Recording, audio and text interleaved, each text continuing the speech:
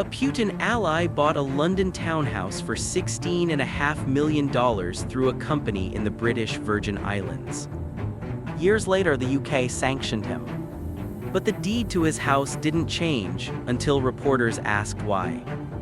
This is the story of how a sanctioned man's house sat quietly untouched, hidden behind a trust, and what happened only after journalists forced the paperwork into the open. By the end of this video, you'll understand exactly where a sanctions list stops and where a trust structure begins. This is Herbert Crescent, Knightsbridge, Central London. Red brick, 5 stories, a private, quiet street where nothing sells cheap. This house isn't hidden underground.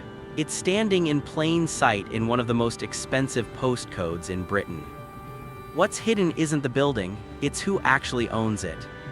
In 2007, this house was bought through a company called Wastam Holdings, registered in the British Virgin Islands.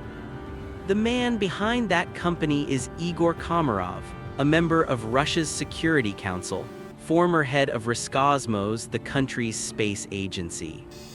In 2022, after Russia invaded Ukraine, the UK sanctioned him. So did the US, Canada, Australia, and others. Sanctions are meant to freeze what a person owns, but for over a year, this house showed no sign of that at all. Here's why. On paper, the house wasn't owned by Komarov. It was owned by Wastam Holdings. And Wastam, according to the UK's own ownership register, was controlled by a trust, not by him. A trust doesn't have to name its real beneficiaries publicly. So even after Komarov was sanctioned by name, the public record connected to his house said almost nothing about him at all. Meanwhile, a short walk away, his daughter Maria owned an apartment worth over £4 million. Nearby, more apartments worth over £8 million also traced back to Wastam Holdings.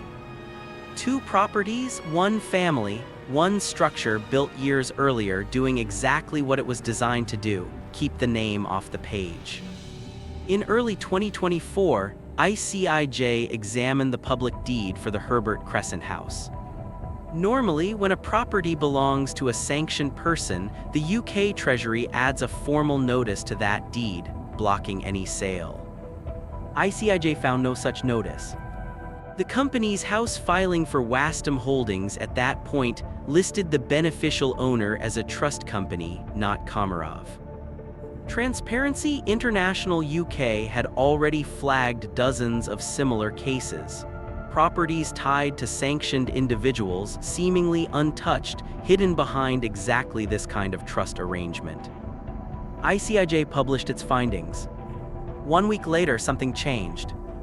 On March 7th, the Land Registry updated the deed.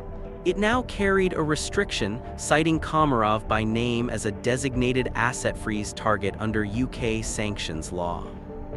On April 5th, Companies House updated its filing too. Komarov was now listed as the beneficial owner of Wastam Holdings, not a trust, not a proxy, him.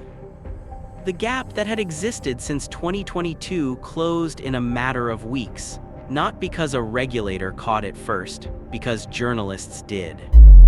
Zoom out, because this isn't really about one house. The UK's Register of Overseas Entities was built specifically to stop this, to force foreign owners of British property to say who they really are. But trusts are exempt from disclosing their real beneficiaries. Ben Cowdock of Transparency International UK called this townhouse just the tip of the iceberg, warning that properties tied to sanctioned people are still sitting behind identical trust structures today. The register worked eventually, but it took an outside investigation to make it work. While that paperwork sat quiet, the war behind these sanctions kept going. Cities leveled, millions displaced. The whole logic of a sanctions list is that money shouldn't get to sit safely while that continues.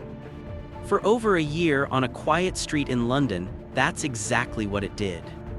Here's the part that makes it sharper. The house is now frozen, officially legally on the record.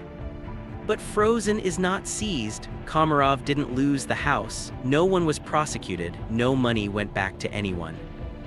Freezing stops a sale. It doesn't undo the purchase, and it doesn't touch the structure that hid it for 17 years. A sanctions list only works if enforcement actually follows it. Right now, in the UK, that enforcement often depends on someone outside government noticing first. The house on Herbert Crescent is frozen today, but the structure that protected it for 17 years, the trust, the shell company, the exemption that let it stay invisible, is still legal, still standing, still available to the next name that needs it. Full sourcing is linked below, ICIJ's reporting and the UK Land Registry filings, so you can check every claim yourself. Should a sanctions list depend on journalists to actually work? Tell me what you think. Before this, I exposed the dark side of Dubai and London, and this mission will not stop here. And if you want the next one, it's already waiting. Subscribe to the Dark Map and I'll find it.